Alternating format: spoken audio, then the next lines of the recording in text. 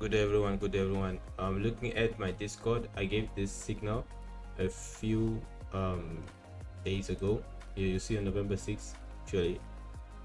So I gave on November 6th, I gave you the signal here, and I said that I was looking for DXY, which is the US dollar index, to go up all the way up to this number here, and for it to go down. But the other area we're looking for if it does go up is here, but you look for your extra confirmation here to go all the way down.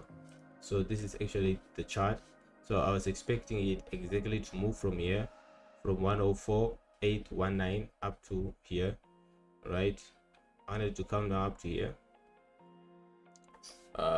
and basically it went up, and then I was expecting a extra confirmation right here so that I can start selling it downwards up to here. So look at what happened to DXY. This is the live market of DXY. The order block that we're looking for was this one, right? The area where we're looking for, which is 104, here it is. So exactly from the 104 price went up, and then was failing to break, you see right there, and then price fell and collapsed all the way down up to here.